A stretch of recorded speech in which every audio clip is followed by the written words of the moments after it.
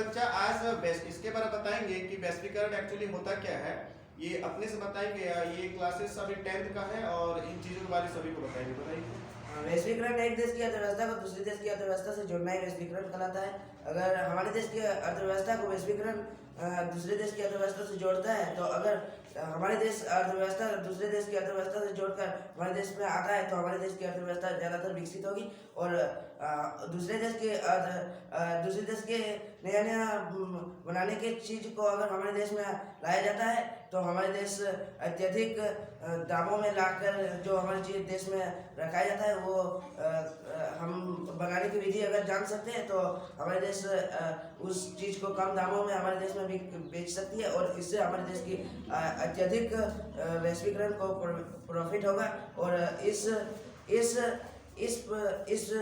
इस कार्य से हमारे देश में अत्यधिक विकसित होगा। और इस वैश्वीकरण के प्रभाव से हमारे कोई भी देश की अर्थव्यवस्था से हमारे देश की अर्थव्यवस्था से जोड़ना ही अत्यधिक विकसित करके हमारे देश की अर्थव्यवस्था को विकसित करती है। और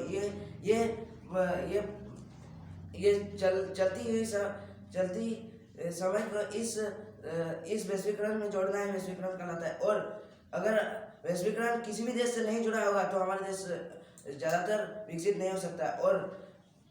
और वैश्वीकरण ज़्यादातर सब देशों में होता है, लेकिन ज़्यादातर नया नया सामान बनाकर हमारे देश में लाया जाता है।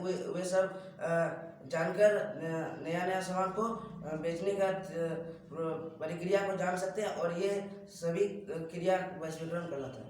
इतना छोटा बच्चा, ये तुम अपने से बताया इसको? यस। बहुत बढ़िया है। आपको लग रहा है कि आपको जेपीएससी वगैरह की तैयारी करना चाहिए, क्योंकि बच्चा अपने से बताया और जोड़ के बताया। बहुत सारे पता नहीं होता है कि वैश्वीकरण एक्चुअली में होता क्या है, ग्लोबलाइजेशन, लेकिन ये बच्चा जो बताया अपने से ये सब बताया ना। यस। चलिए, इतना छोटा में इतना सेंस नॉलेज है, बहुत बढ़िया है।